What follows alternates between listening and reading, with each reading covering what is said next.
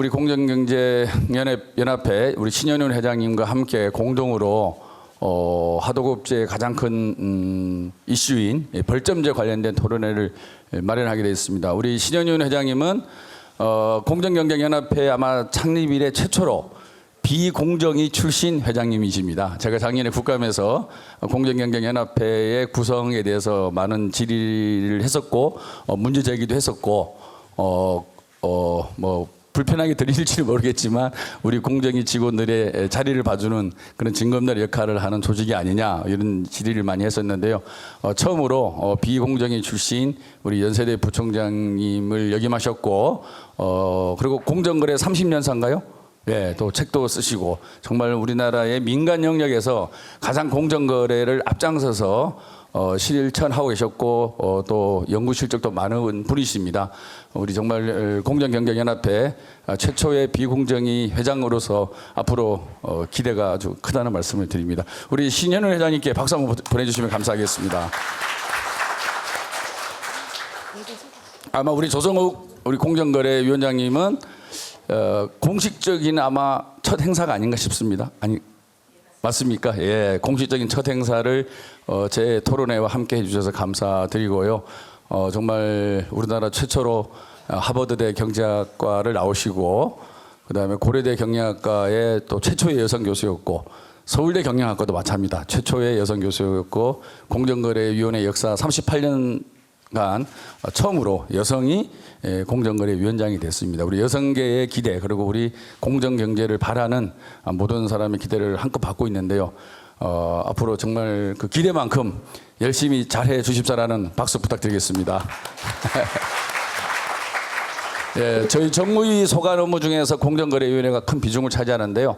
공정거래위원회에서 주로 다루는 법이 공정거래법이고 공정거래법이 올바른 지배구조, 그 다음에 일감 몰아주기에 대한 규제, 그 다음에 하도급 거래 규제 등등이 있습니다. 그 중에서 가장 우리 중소기업들과 하청업체들이 힘들어하는 부분이 바로 이런 가불관계에 따른 불공정, 특히 하도급 문제라고 할 수 있겠습니다.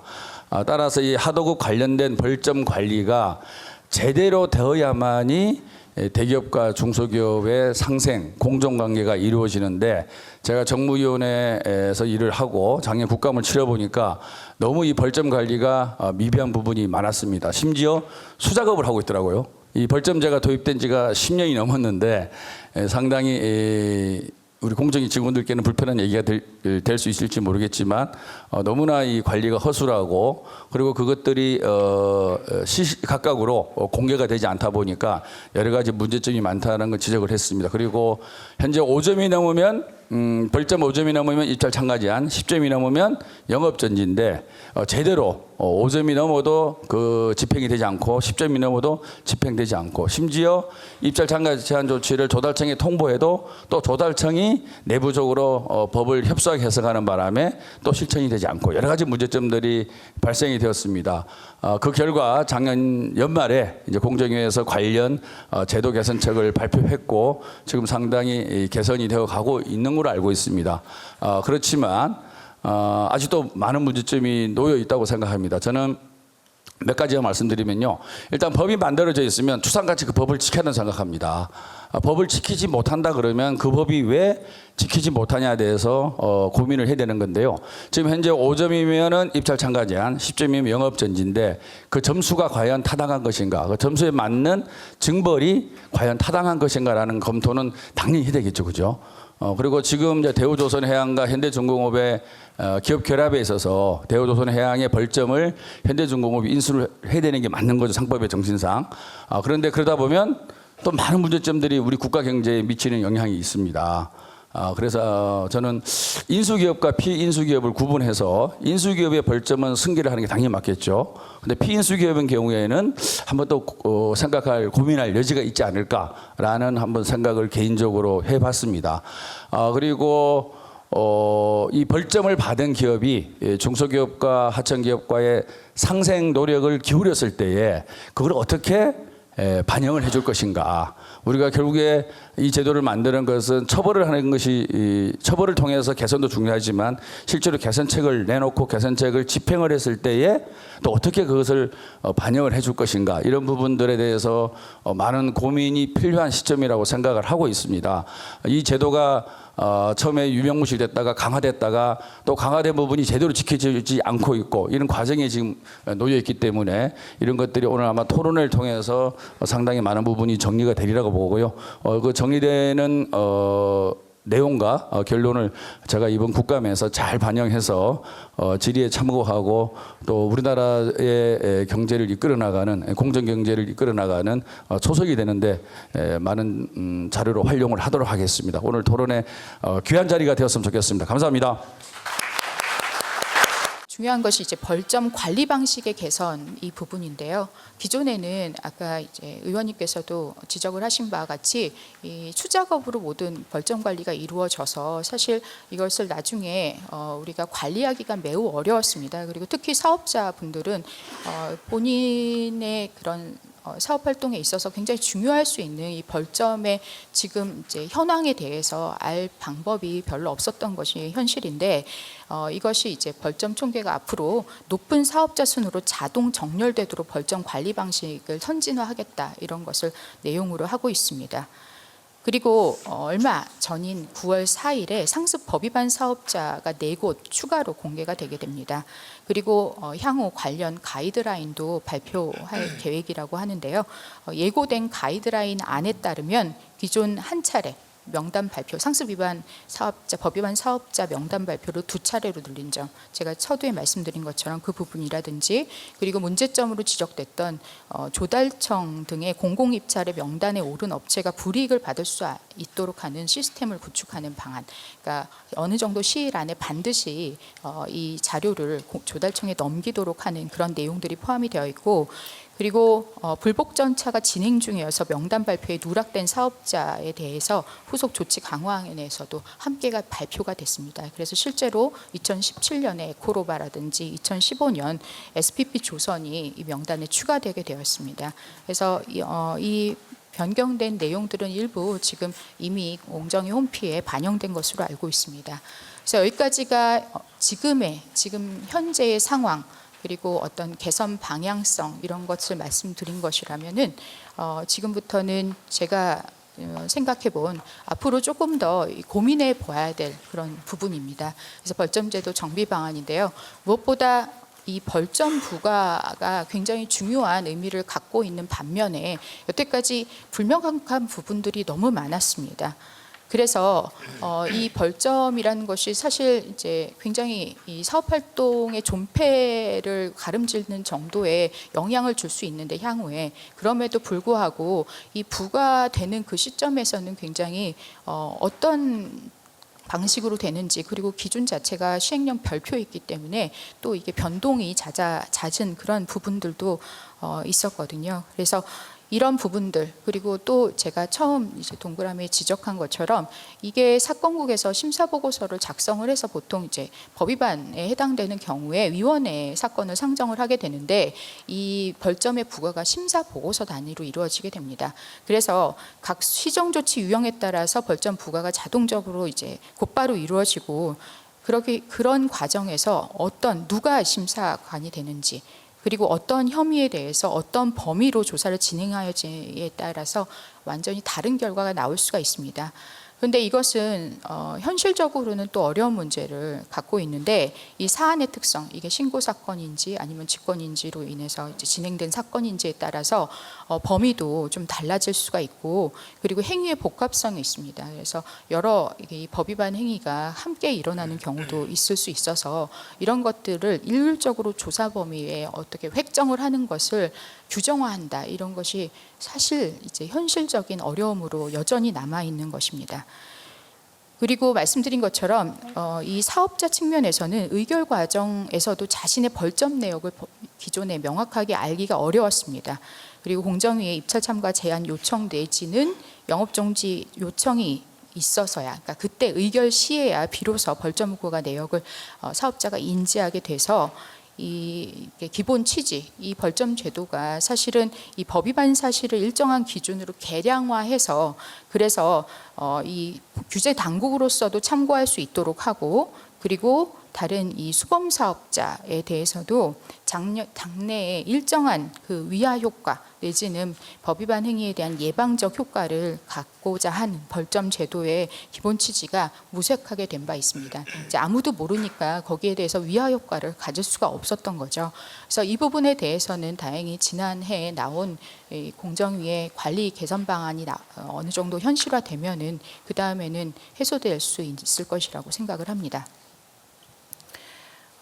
그리고 이 지금 이제 조사 과정도 이제 앞으로는 점점 이 입찰 참가 자격 제한이라든지 영업 정지 요청의 횟수가 늘 수밖에 없는 제가 앞에 개요에서 말씀드린 그 현황과 관련해서 그런 상황에 있기 때문에 이 지금은 이제 고발이 위중한 그 법 위반 행위가 있을 때 고발이 있으면 벌점이 5.1점이 되거든요. 그리고 여러 그 법 위반 행위가 함께 일어난 한 의결에 있어서 뭐 시정 조치, 과징금 이런 것들이 계속 제재가 부과되면은 사실은 이제 단 한 차례, 심하면 단 한 차례 아니면 두 차례 정도의 그런 위반 행위만 있어도 그런 고발이 있을 경우나 뭐 이렇게 돼도 영업정지 요청이 가능하게 된 그런 상황에 이르게 됩니다.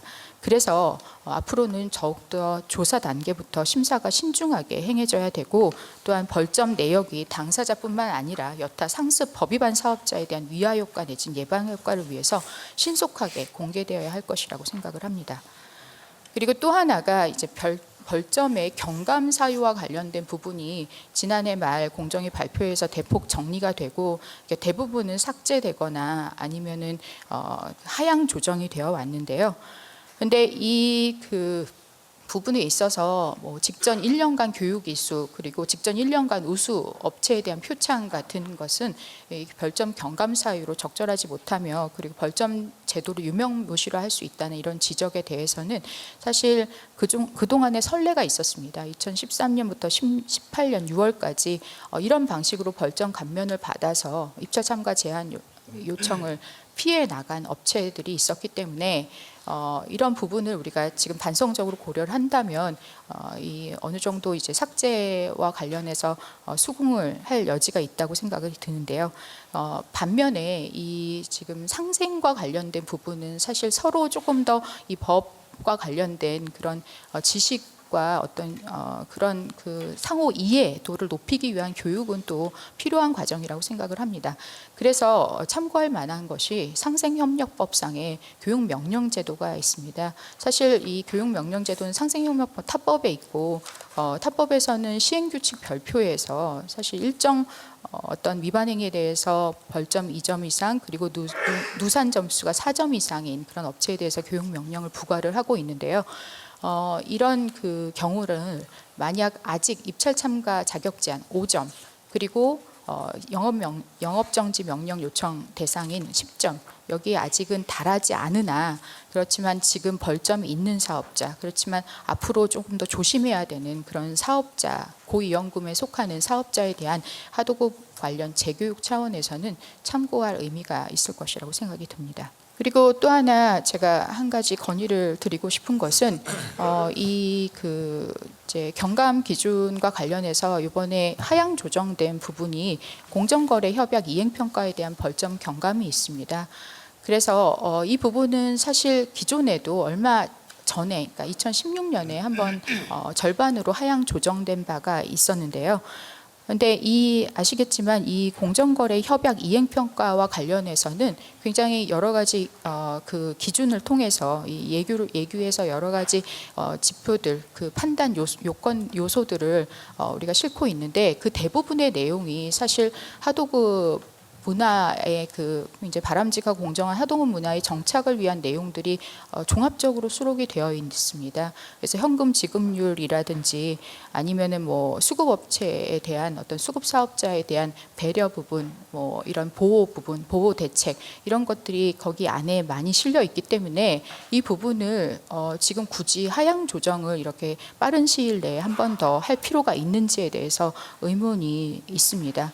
그리고 뭐 또 협약 이행평가 기준에서 서명 계약의 내용의 충실성 그리고 공정성을 위한 사항으로서 표준 하도급 계약서 사용 여부를 고려를 하고 그리고 하도급 대금 지급의 공정성과 관련해서 현금 결제 비율 등을 중요한 지표로 삼는 점. 그러니까 이 협약 이행평가 과정에서 사실은 다른 감경 사유들도 같이 다 보고 있었다는 거죠. 그래서 이런 점들을 볼 때 여타 경감 사유를 아우르는 종합적인 기준으로 활용할 수 있기 때문에 이 공정거래 협약 이행평가에 따른 벌점 경감을 긍정적으로 고려를 할 필요도 있을 것이라고 생각이 듭니다. 그리고 또 하나 말씀을 드리고 싶은 것은 벌점과 관련된 이 공정위의 이 요청이 기존에 이제 법에서 계속 귀속행위로 규정이 되어 있어서 이 부분을 조금 재량을 두는 것이 오히려 운용에 있어서는 훨씬 더 합리적이지 않을까 하는 점입니다. 그래서 공정위는 기존의 별도의 판단이나 재량권 없이도 반드시 이제 시정조치 유형이 결정되면은 즉시 벌점을 결정을 하고 그리고 누산 점수가 일정 기준에 다다르면은 영업정지 요청이라든지 아니면 입찰 참가 제한 요청을 하도록 되어 있었습니다. 그리고 상습 위반, 법 위반 사업자에 대해서도 반드시 요청해야 되는 그런 기속행위인 것이 지금 현행 법률이고요.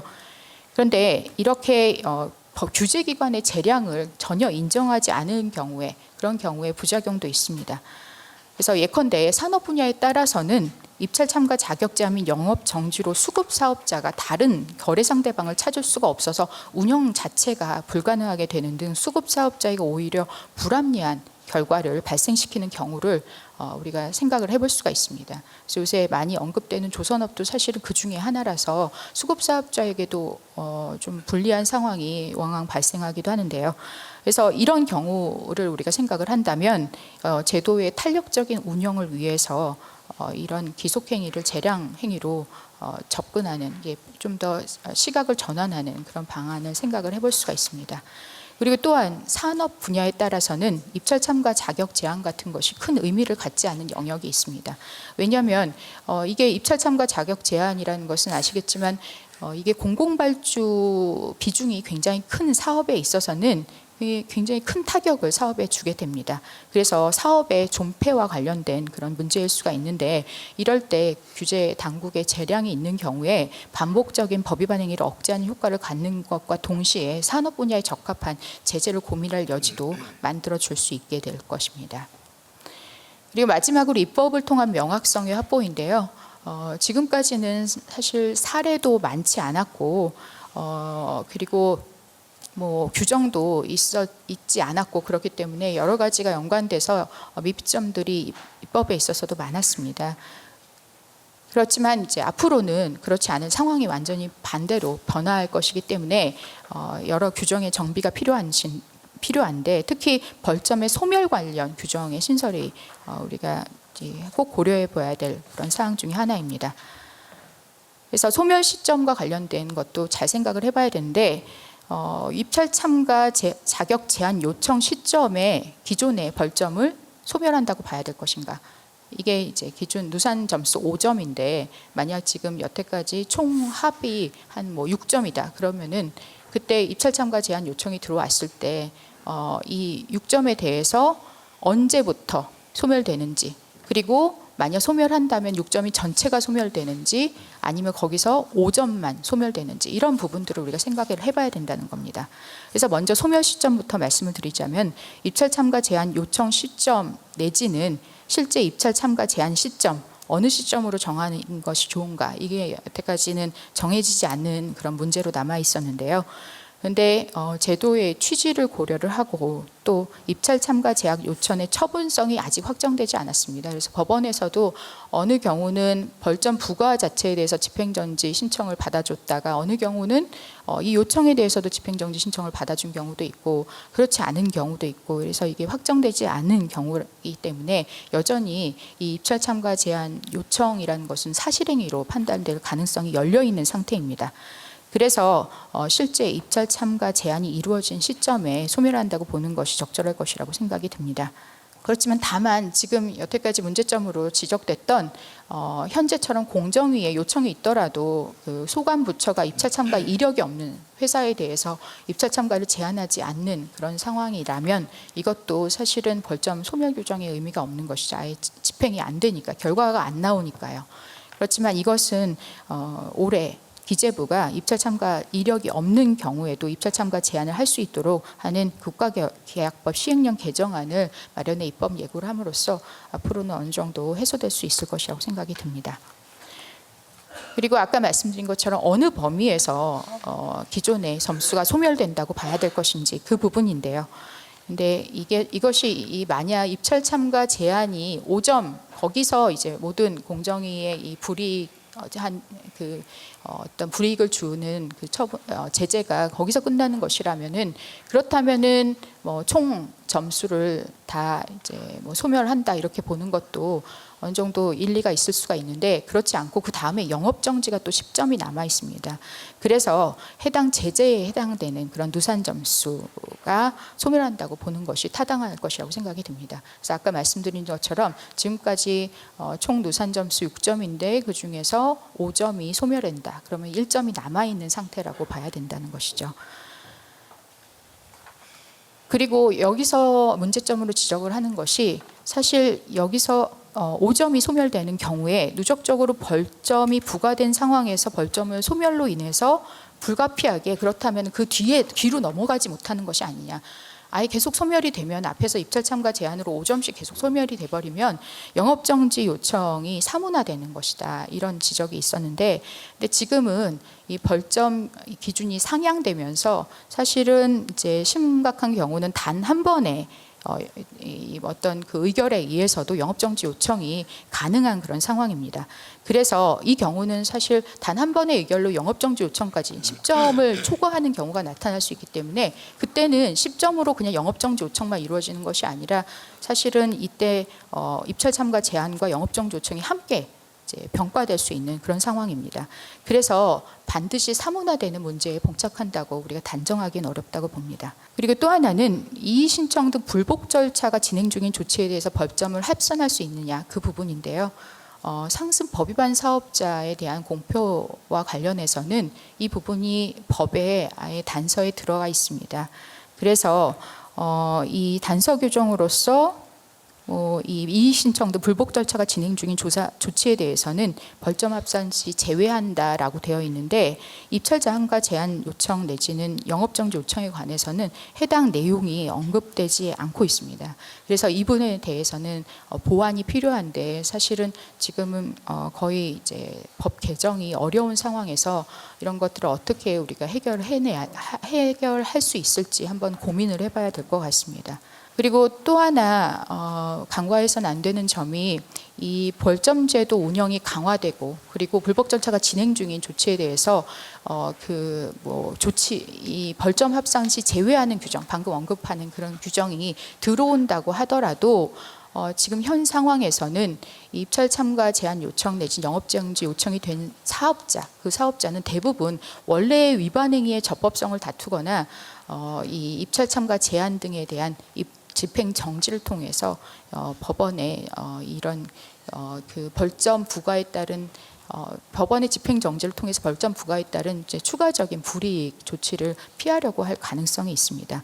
그래서 이 과정에서 같은 법 위반 사업자라도 대기업이 아닌 그런 중소규모의 사업자, 중견기업 이런 경우는 불복의 소를 제기할 여력이 부족한 상황도 우리가 생각을 해볼 수가 있기 때문에 여전히 그 부분에 있어서는 이 중소규모의 사업자들이 대처할 방안에 대해서는 현실적인 문제로 남게 되는 것입니다.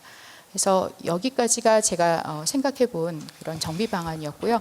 오늘 또 더 좋은 의견들을 여기 계신 토론자분들께서 주실 것 같아서 경청하겠습니다. 감사합니다. 이상입니다. 교수님 발제하신 그 내용 중에서 저 대부분 정말 공감을 하고요. 그러한 차원에서 일단 벌점 경감 사유 부분에 대해서 약간 좀 달리 생각하는 부분이 있어서 그 부분에 대해서 잠깐 말씀을 좀 드리도록 하겠습니다. 일단은 아까 교육하고 표창 부분을 이제 언급을 하셨던 것 같습니다. 물론 이제 작년 이제 12월에 공정위에서 발표한 거 보면 이제 교육 다 없애고 표창 다 없애고 이제 싹 없애는 걸로 돼 있고 이제 그렇습니다. 근데 일단은 교육이라고 하는 것에 대한 긍정적인 효과를 우리가 좀 생각을 해볼 필요가 있을 것 같습니다. 그래서 물론 이제 교육이 이제 단순히 이제 그 처벌을 회피하는 수단으로 악용될 수 있는 소지가 분명히 있습니다. 있는데 우리가 그러면 그렇다고 교육이라는 그 경감사회 항목을 확 날려버릴 것이냐? 그건 꼭 그렇게 볼 사항은 아니라고 생각합니다. 일단은 교육에 대해서 좀 그러면 좀 인정 요건을 좀 강화하면 어떠냐?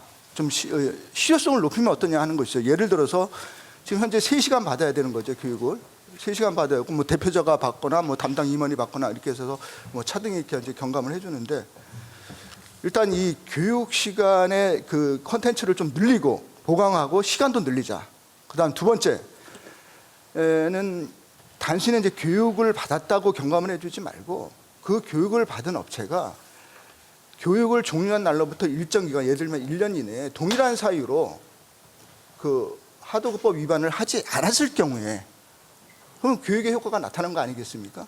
그런 경우에는 벌점 경감을 해줄 수 있지 않느냐라는 것을 한번 대안으로 한번 좀 제시를 해보고 싶습니다. 그리고 우리 대중소 상생협력 촉진법에도 이제 교육 명령 제도라는 게 있지 않습니까? 그 교육 명령 제도가 뭐냐면 벌점이 일정 점수 이상 됐을 때 쟤는 좀 문제가 있을 소지가 있다. 그래서 교육 명령을 내리는 거예요. 그래서 그 교육을 명령을 내려서 이수를 하면 벌점을 경감하도록 돼 있죠. 대중소 상생협력 촉진법에. 하도급법의 그러한 교육 벌점 경감하고 좀 내용이 좀 틀리죠. 교수님 발제 내용에도 좀 있습니다. 뭐 그건 교육적인 차원이 있다 이렇게 발제를 해주셨는데 그것도 하도급 벌점에 도입하자 이거죠, 저희가. 하도급 벌점이 일정 점수 되면 교육명령 내려서 교육명령을 이수한 그 업체가 일정 기간 또 역시 그 동일한 하도급법 위반이 없으면 그때 벌점 경감해주면 되지 않느냐라는 겁니다. 그래서 교육 항목을 무조건 없앨 것이 아니라 조금 이것을 실효성 있게 좀 보완을 좀 해주십시오라고 하는 것이 저희 쪽의 의견이라고 보고요. 표창 경우도 그렇습니다. 표창 경우도 표창을 받았다고 무조건 뭐 경감해지는 건 문제가 있다고 생각을 합니다. 다만 근데 그 표창을 하다 보면 정부에서 주는 표창 아닙니까? 그 공적 조서라는 게 있습니다. 그 공적 조서를 주려면 공적 심사위원회가 구성이 돼서 심의위원회를 통과를 해서 순번을 먹이고 아마 표창을 주는 걸로 알고 있습니다. 그러면 그 공적 조서의 내용을 보면 그 공적조서 내용에 수급인에 대해서 정말 노력한 권리보호를 위해서 노력하고 이런 것이 있으면 그 부분에 대해서는 같은 표창, 다른 표창하고 달리 적용을 해서 경감을 해줄 수 있는 것이 아니냐라고 이렇게 생각이 듭니다. 그리고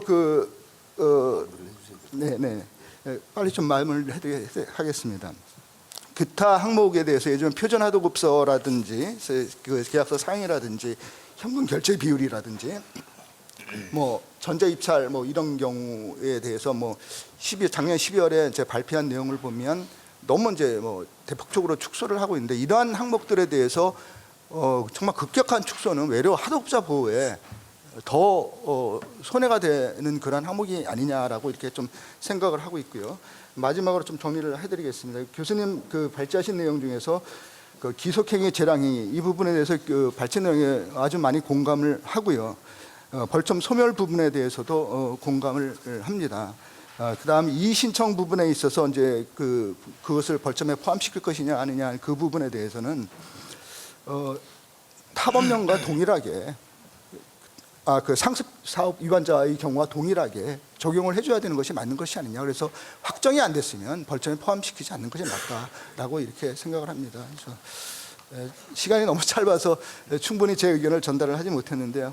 일단은 뭐 제가 말씀드리고자 하는 모든 부분에 대해서 거의 뭐 중요한 부분들은 다 말씀을 드린 것 같습니다. 그래서 벌점 제도를 정비를 할 때 아까 이제 여러 번 의원님도 말씀하시고 이제 위원장님도 말씀하시고 그랬는데.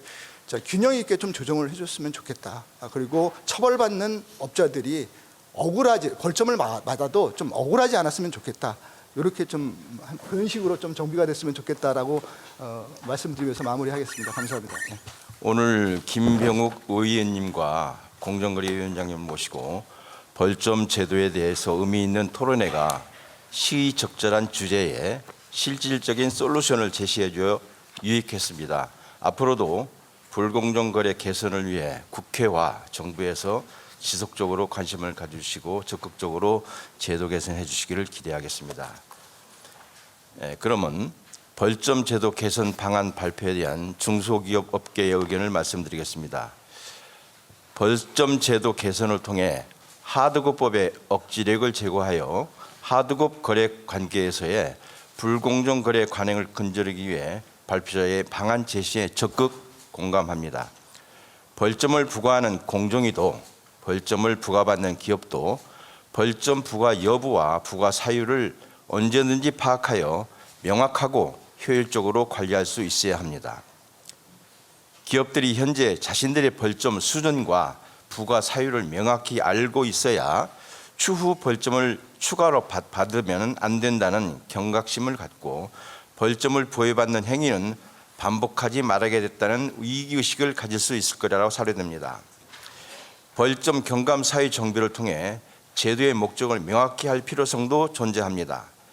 발표자께서도 언급한 것 같이 교육 이수, 표창 등의 부분은 사실상 불공정 행위 억제에 도움이 되지 못하고 있어 삭제하는 것이 바람직하다고 여겨집니다. 더불어 장기적인 관점에서 건전한 공정거래 문화 정착을 위해 현행 기준 유지 및 인센티브 부여 방안에 대해서는 고려해 볼 필요가 있다고 생각이 됩니다. 벌점 소멸, 불복 절차 진행 규정이 미비한 부분에 대해 규정을 명확화함으로써 예측 가능성을 확보할 필요성에 대해서도 공감합니다. 모든 제도가 그렇지만은 특히 공정거래 관련 분야에서의 제도 확산을 위해서는 미세한 부분까지 규정화하고 명문화를 해야 할 필요가 있습니다.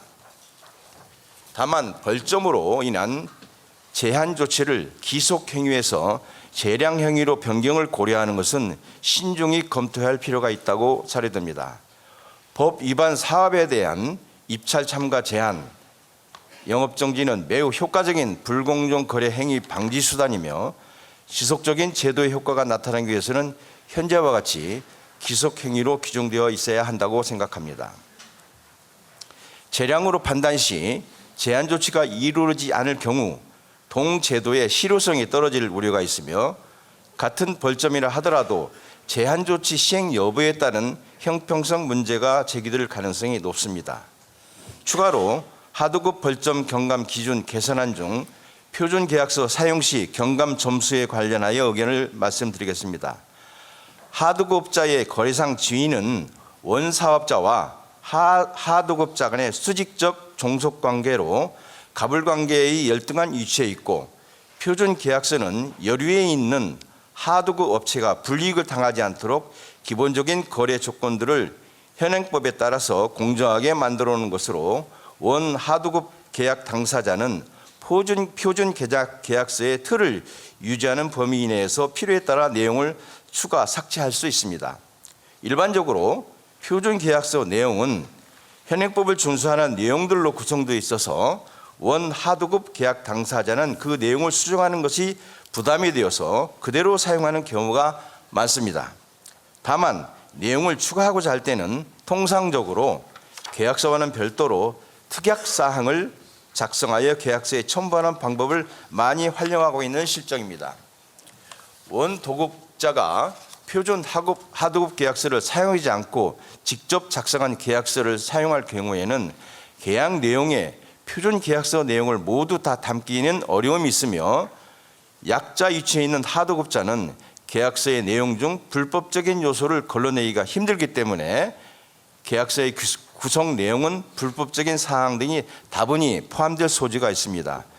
공정거래위원회에서는 하드급법 제3조 2에 의하여 원사업자와 수급사업자 간의 상호 대등한 입장에서 권리와 의무를 정하는 목적으로 표준 하드급 계약서를 제정하여 사용을 권장하고 있으나 권장사항이기 때문에 사용하지 않는다 해도 처벌하지 않습니다.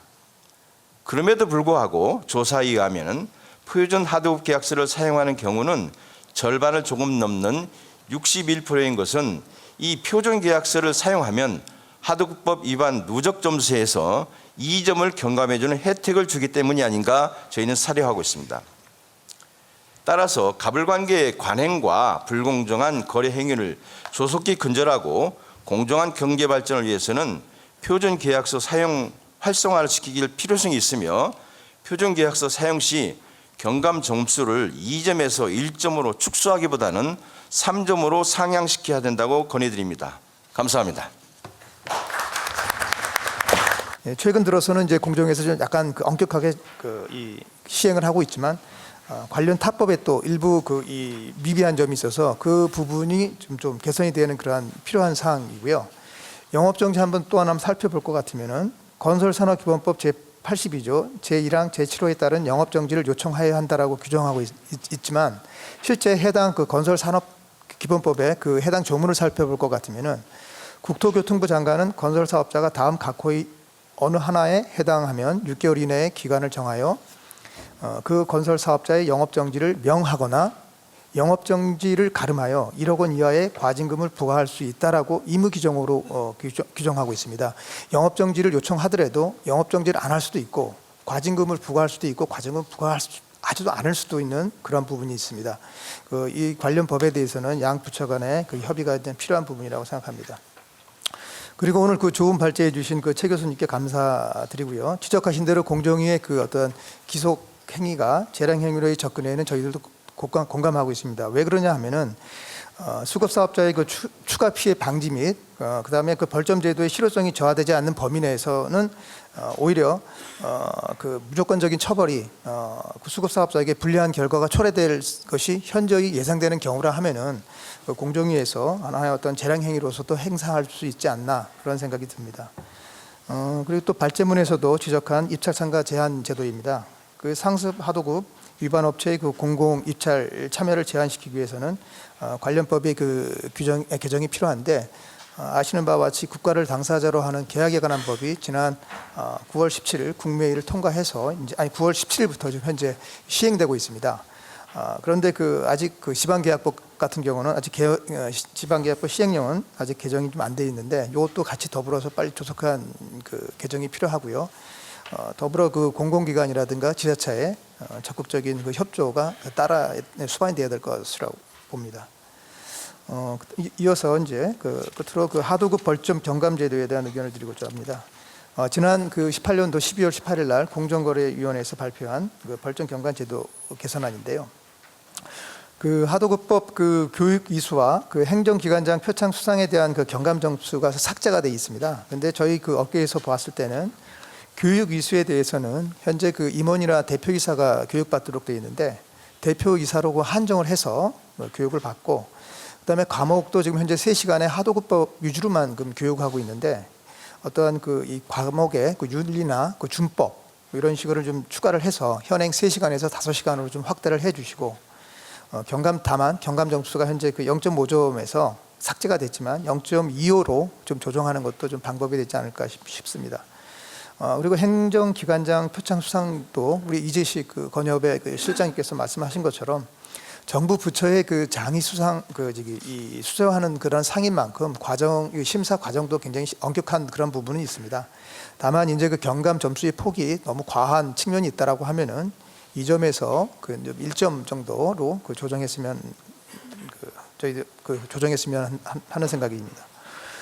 그리고 이제 그 하도급법 제3조의 그 2조에 보면은 공정거래위원회는 그 표준 하도급 계약서의 사용을 권장할 수 있다라고 이렇게 그 규정하고 있습니다. 하지만 권장에 따라서는 권장만 하고 있지 그것이 의무사항이 아니다 보니까 실제 시장에서의 사용률이 별로 높지가 않습니다. 그래서 그 사용률을 높이기 위한 하나의 유인책이 좀 필요한데 이 벌점 경감 제도와 좀 결부를 시켜서 저희들이 한 몇 가지 한번 예를 들자고 하면 그 표준 하도급 계약서를 사용하는 전제하에서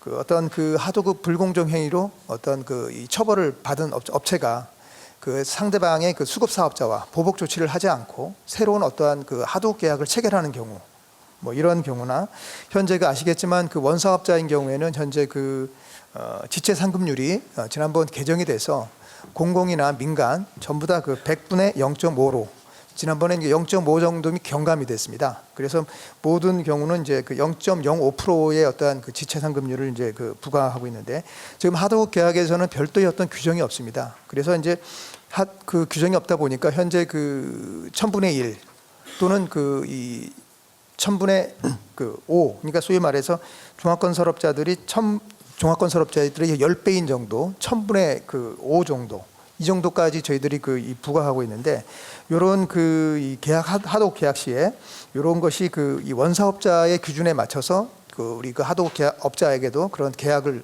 체결한다라고 하면은 좀 경감해질 수 있는 거. 그다음에 또 끝으로 이제 하자담보 책임 기간이 있습니다. 하자담보 책임 기간도 국계법이라든가 건선법에 규정되어 있는 대로 우리 하도급 업자들에게 이 혜택을 준다라고 하면은 좀 한 0.25 정도의 경감을 좀 해줬으면 어떠한가 그런 생각이 들고요. 시간이 없어가지고 더 이상 이제 뭐 말씀드릴 수는 없고, 하여간 오늘 그 토론회를 마련해주신 의원님과 우리 공정경쟁연합회 우리 신 회장님께 감사드리고요. 그 다음에 이제 공정거래위원회 어떠한 지난 벌점 제도 개선안이 원사업자에게는 더욱더 무거운 어떠한 경각심을 좀 부여하고 건설 시장에 있어서의 어떠한 공정거래 문화가 정착하는 데 있어서 하나의 걸음이 되기를 좀 바랍니다. 네, 이상입니다. 감사합니다. 예, 감사합니다. 제가 이 발표 토론문에 있지 않은 얘기를 잠깐 다른 얘기를 시작하려고 하는데, 저는 원래 이제 공부를 행정법으로 했고 석사 박사학위도 행정법으로 받았고요. 제가 석사 박사 때 연구했던 게 석사 때는 형벌과 행정제재의 관계였고 박사 때는 경찰 작용이었습니다. 이 세 가지가 국가의 공권력 행사의 핵심이고 처벌 강제 수단입니다. 근데 여기서 중요한 것은 이것이 재량 행위임을 핵심으로 한다는 것입니다. 그리고 제가 근본적으로 이 행정의 효율성이라는 측면을 상당히 중요하게 생각하는 사람인데요. 왜 이 재량 이야기를 드리냐면, 지금 사실 오늘 기속행위 재량 이야기가 많이 나왔지만 공정위는 독립위원회잖아요. 그리고 준사법기관입니다. 이런 준사법기관이자 독립위원회는 개별 사안의 구체적 타당성에 대해서 판단할 수 있는 재량이 있어야 됩니다. 그 재량이 없으면 그건 어떻게 보면 국민의 재판 청구권 침해입니다. 1심을 대신하는 기관이 그런 구체적 사안을 고려하지 못하는 상황이라면, 그래서 저는 공정위에 대한 통제가 절차적인 통제가 우선이어야 되고, 그리고 법원 이외의 다른 기관들이 공정위의 재량권 행사에 대해서 뭐 무슨 비리나 야료가 있는 것처럼 그렇게 자꾸 매도하거나 이런 것들을 이렇게 하면 안 된다고 생각을 하고 있고요. 공정위가 그렇게 비판을 받으면 나머지 행정기관은 어떻게 되겠습니까? 그렇게 되면 우리 행정이 질식합니다. 그래서 그런 행정의 효율적인 측면을 좀 고려해서 해야 되고요. 그런 측면에서 이 제도를 보면 이것을 기속행위로 규정하는 것은 저는 상당히 문제가 있다고 봅니다. 그래서 그 말씀 먼저 드리고요.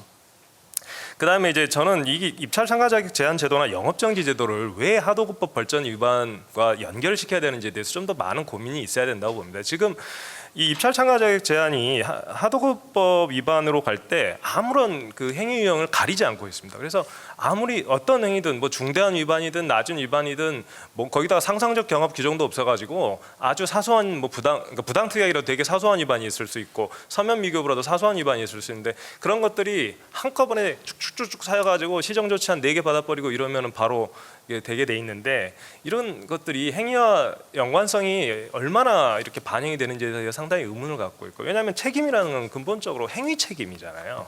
그래서 그 부분에 대해서 좀 고민이 필요하다는 것이고, 영업정지는 더 큰 문제입니다. 영업정지 제도는 본래 저희가 강학상 수익적 행정행위의 제한이거든요. 근데 근본적인 수익적 행정행위를 주는 영업법이나 사업법의 위반 행위가 발생하면 그러한 영업 허가를 내준 거에 대해서 근거가 약해지기 때문에 부과하는 제재거든요. 근데 전혀 다른 법에 있는 위반 행위를 갖고 와서 건산법에 있는 영업정지를 합니다.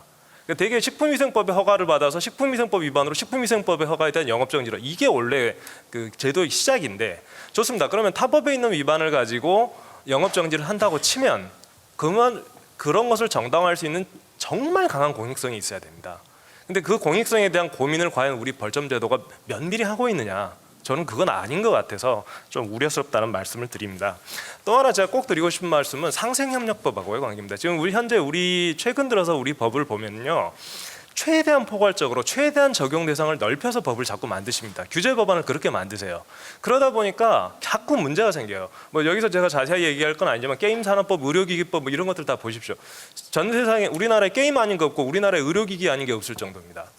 그러니까 자꾸 해석을 축소해가지고 규제 범위를 합리적으로 조정해야 되고 2018년에 법제처에서 적극 행정 가이드라인 같은 거를 만들어서 축소 해석을 하자 이런 상황이 지금 자꾸 벌어지고 있는데 상생협력법을 읽어보시면 거기는 이제 수위탁거리라는 표현을 씁니다. 근데 상생협력법하고 하도급이 어마어마하게 겹쳐요. 그리고 사실은 상생협력법이만 있어도 하도급법이 한 80%는 필요가 없을 정도로 되어 있습니다. 근데 하도급법에는 그나마 3년의 처분시효 규정이라도 있는데 상생협력법은 처분시효 규정도 없어요. 그러면 공정위가 요즘 어떤 일이 실제로 벌어지냐면 3년 지나면 중기부 가요. 중기부 가가지고 상생협력법 적용해달라고 그러고 중기부에서 실제로 그 분쟁 조정을 진행하십니다. 이렇게 되면 공정거래에서 하도급법이 의미가 없죠. 또 공정거래위원회가 고발 면제하면은 중기부 와가지고 고발해달라고 그러고요.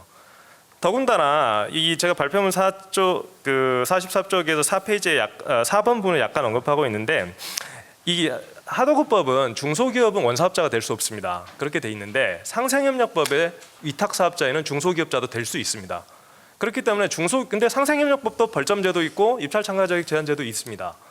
그러면 중소기업자들도요. 지금 여기서 논의되는 것들 이렇게 기속행위로 하자 이렇게 되면 그 논리가 그대로 이어져서 상생협력법 때문에 중소기업들도 다 입찰참가자격 제한 받는 그런 결과가 벌어질 겁니다. 예. 그래서 우리가 이렇게 규제 일변도로 가는 게 과연 맞냐라는 그런 의문을 갖고 있고요. 그럼 이런 것들을 어떻게 합리적으로 해소할 것이냐. 별점 건강제도도 중요하지만 기본적으로 우리 국가계획법이나 지방계획법에서 변형과징금 제도를 만들고 있습니다. 이 변형과징금이라는 거는 영업정지에 가름하는 과징금 제도이거든요. 그거 재량 주고 합리적으로 행사하라고 만들어놨는데 잘 행사 안 하십니다. 왜 그러겠습니까? 감사원에서 국회에서 그 변형과징금 행사하면은 또 재량권 남용했다고 막 그러시니까 자꾸 행사를 안 하시죠.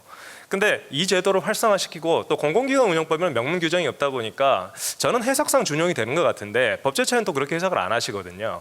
그래서 공문법상에서는 변형과징금 제도가 현실적으로 좀 적용이 잘 안 되고 있고요. 근데 이런 것들을 오히려 변형과징금 제도를 열어주고 합리적인 고려에 따라서 구체적 사안에서는 변형과징금 허용하게 해주고 그 다음에 별점 건강 방안을 좀 축소하는 이런 논의가 돼야 되지 않을까라는 생각이고요. 뭐 나머지 쟁점들은 앞에서 좀 언급된 문제 한 가지만 말씀드리면 이제 뭐 하나 SNC 사건 같은 경우에는 이게 이제 법리적으로 과연 이게 벌점의 승계가 명문 규정 없이 이렇게 인정될 수 있는 것인지에 대해서 이론적인 어떤 의문이 있다는 제가 말씀을 드리고요. 여튼 앞에서 이렇게 많이 얘기해 주신 것들 제가 반복하지는 않겠고 이 정도 말씀드리겠습니다. 감사합니다. 네, 뭐 이번 정부 들어서 뭐 여러분 잘 아시겠지만 하도급 분야의 그 거래 관행을 개선하기 위해서 일관되게 뭐 정책을 추진을 하고 있습니다. 그래서 그 부분에 대해서 우리 대기업들도 사실 그만큼 인식이 많이 높아졌고 이 부분에 대한 경각심도 그 과거 어느 때보다도 가장 높다고 말씀을 드리고 싶고요. 그 부분에 노력을 많이 하고 있고 개선도 있다는 점도 좀 의심하지 말고 좀 인정을 해주셨으면 하는 부분이 있고요. 근데 다만 대기업들은 이제 뭐 조직도 크고 인원도 많고 요즘은 뭐 계열 관계도 복잡하고 하기 때문에 이런 개선 효과가 학습 효과를 통해서 밑에까지 내려가려면 뭐 어느 정도 시간은 좀 필요하다고 생각되거든요. 그래서 요즘에 뭐 하도급 뭐 TF를 통해서 규제도 더 치밀하고 이렇게 강화하는 추세가 있기 때문에 이게 이제 확정이 돼서 적용이 되면 아무래도 과거에 비해서 벌점을 받을 수 있는 뭐 그 범위도 더 늘어날 수도 있고 그럼 그걸 좀 몇 년 정도 더 이렇게 시행을 하고 나서 이 뭐 경감할 수 있는 거를 더 줄일지 말지는 좀 그걸 그때 가서 좀 시간을 두고 고민을 해야 되지 않을까 싶은 생각이 있습니다. 그리고 앞에서도 말씀을 하셨지만 이게 벌점제는 1차 제재 이후에 추가적인 가중처벌 성격이기 때문에 사실 벌점제 경감 통로를 줄인다든지 벌점제를 더 강화한다는 거는 사실 그 사이에 생겨난 이런 일련의 사건들이 뭐 발생 빈도가 얼마나 심각하게 진짜 늘어났는지 그리고 정도가 어느 정도 심각한지 그리고 발생 형태도 벌점제는 이거 분명히 재발과 이거를 방지하기 위한 목적이기 때문에 그 이런 사건의 그 형태나 내용들이 뭐 재발이 많은지 재범자가 많은지 그런 것까지 좀 면밀히 검토를 하고 그 축소 그 강화 범위를 좀 정해야 되지 않을까 싶은데 사실 여기 뭐 필요성이나 이런 거에 대해서 좀 그런 면밀한 분석이 돼 있는 자료를 제가 아직 잘 보질 못했거든요. 그래서 그런 것도 좀 검토가 필요하다고 생각하고 그리고 이제 좀 구체적으로 제일 이슈가 되는 게 뭐 그 경감 교육이나 포상에 대한 그거를 줄이는 축소하는 부분인 것 같은데요. 사실 그 부분에 대해서 조금 이제 좀 안타까운 부분이 표현 보면 이제 교육이나 포상을 규제 회피 수단으로 기업들이 활용한다는 표현이 있는데 사실 요새 기업들 그렇지 않거든요. 이게 뭐 정부 포상 같은 경우도 사실 이걸 받으려면 다 위에 뭐 위성까지 다 보고를 해야 되고 그 심사를 받는 과정에서 경영진도 면담도 하고 정말 회사가 전사적으로 이걸 해서 신청을 하기로 결정을 하고 하는 겁니다. 그래서 뭐 이런 거를 뭐 담당자가 뭐 규제를 벌점이 이러니까 이걸 회피하기 위해서 뭐 신청하겠습니다. 그래서 그렇게 진행되고 하는 사실 시스템이 아니라는 거를 좀 말씀을 드리고요. 그래서 좀 이런 부분을 기업들이 규제 회피 수단으로 뭐 활용할 수도 있다는 뭐 이런 인식 자체가 조금 안타깝기도 하고요. 그리고 벌점제 하면 사실 일반인들이 제일 많이 알고 있는 게 운전면허 벌점제도일 것입니다. 그래서 뭐 따로 교육을 운전면허 같은 경우 벌점제도가 예전부터 잘 확립이 돼서 뭐 유지가 되고 있고 뭐 제일 많이 아시는 게 교육을 받은 벌점이 감해지거든요. 근데 뭐 특별히 문제 없으신 분들은 안 받아보셨겠지만 저는 이제 받아본 적이 있는데 물론 운전면허 벌점제는 벌점을 감하기 위해서 받는 건 맞아요. 그거는 운전을 통해서 뭐 이렇게 가게를 운영하고 뭐 이런 분들이 있기 때문에 근데 혹시 받아보신 분 있으신지 모르겠지만 가서 보시면 그 굉장히 혐오스러운 사진들과 이런 거를 쫙 보여주기 때문에 정말 많이 좀 인식이나 이런 게 바뀌게 됩니다. 사실 갈 때는 벌점을 줄이기 위해서 갔지만 사실 나올 때는 많이 그런 부분이 개선 효과가 분명히 있거든요. 그래서 기업들도 뭐 그런 측면이 분명히 있기 때문에 그런 부분도 좀 같이 검토를 해서 제도를 만들어 주셨으면 좋겠습니다. 이상입니다. 예, 감사합니다. 지난해 김병욱 의원께서 여러 가지 지적을 해주셨는데 이 벌점의 실효성이 낮다. 계약 이력이 없는 경우에는 전혀 제재 효과가 없다는 거 하나. 그다음에 이게 아까 말씀드린 대로 여러 차례 나왔듯이 악용되고 있는 토대가 있다. 그리고 무엇보다도 공정위 내부의 관리가 전근대적이다. 이런 세 가지를 지적해 주셨고요. 무엇보다도 가장 전 부끄럽게 생각했던 부분은 저희 내부의 어떤 관리가 정말 수작업에 의존하는 그런 관리로 운영되고 있다는 거에 대해서 대단히 부끄럽게 생각했고 와서 제일 먼저 한 거는 이 벌점 관리를 수작업에 의존하지 않고 시스템에 맡기는 일명 하도급 벌점 관리 시스템을 구축을 했습니다. 이미 그래서 이제 수작업에 의존하지 않고 이제 벌점을 실시간으로 조회할 수 있는 그런 시스템도 마련했고요. 그다음에 공정위가 너무 불친절해가지고 벌점 내역을 잘 알려주지 않는 그런 문제점이 있어서 향후 의결서에 벌점의 어떤 내역을 알려주는 그런 제도도 시행하려고 준비하고 있습니다. 사실 이 벌점과 관련해서 여러 사건들이 있는데 지금 12건을 저희가 했고 10건에 대해서 의결 요청을 했고 사실 지금 11건이 대기 중에 있습니다.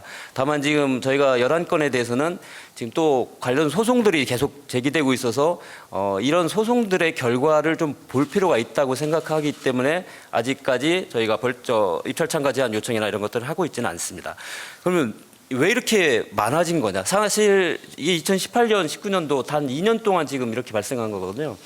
근데 이건 제가 볼 땐 세 가지 요인에 기인하는 것 같습니다.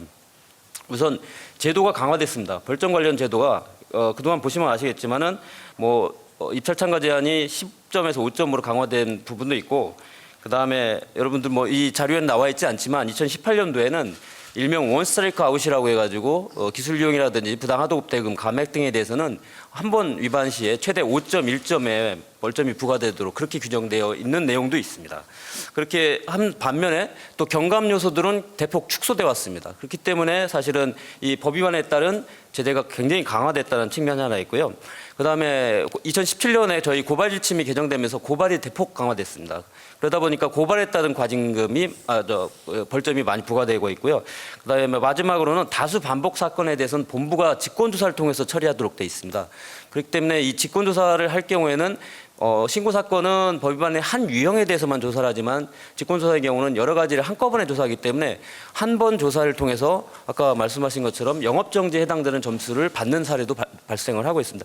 이런 세 가지 요인들이 복합적으로 작용해서 지난 2년간 벌점 관련 벌점을 통한 입찰 참가 제한이라든지 영업정지라는 이런 아주 사실 어마무시한 제재가 대폭 강화됐고 많이 발생하는 그런 원인이라고 생각을 하고 있고요. 사실 지금 법원에서는 여러 가지 지금 다툼의 소송들이 제기되고 있습니다. 대우조선해양도 소송을 제기했고 GS건설도 소송을 제기했습니다. 아까 말씀하신 하나시스템도 아직 소장을 제기한 걸로 저는 알고 있습니다. 근데 이제 법률적인 쟁점들이 상당히 많이 있는 것이 사실입니다. 왜냐하면 제도가 약간 불비한 측면이 사실 많이 있습니다. 솔직히 여기 말씀드리면 규정의 미비라든지 있는 규정들의 어떤 법문의 명확성이라든지 이런 것들이 많이 떨어지는 측면이 있는 것이 사실이기 때문에 그런 부분에 대해서 저희가 고민을 많이 하고 있고 이 소송 결과도 저희가 제도 개선에 적극 반영을 하려고 하고 있습니다. 다만 지금 시점에서 저희가 생각하는 제도 개선의 방향은 두 가지를 균형적으로 하려고 하고 있습니다. 일단 이 벌점 제도를 통한 입찰 참가 제한 제도, 영업정지 제도의 실효성은 증대시킨다. 다만 피규제자들의 어떤 수능도도 함께 높일 수 있도록 하는 어떤 제도의 합리적인 개편 방안을 마련하자라는 게 저희가 가지고 있는 기본적인 인식이고요. 그에 따라서는 네 가지를 저희가 준비하고 있는데 기존 벌점 경감 사유를 축소한다는 대원칙은 가지고 있습니다. 다만 이제 이 원칙은 수급 사업자의 권익 보호에 기여할 수 있는지 여부 등을 따져서 저희가 판단하려고 하고 있고요. 오늘도 이 부분에 대해서는 여러 의견들을 주셨고 저희도 사실 많이 고민을 하고 있고 다만 이제 교육과 같은 경우도 사실 필요성이 절대 없다고 말씀드리는 건 아니지만 이미 저희가 작년에 교육 관련이나 표창은 이미 폐지를 천명한 상태라서 현재 저희 입장에서는 여러 가지 좀 제약이 많이 있다는 걸 먼저 말씀드리겠습니다.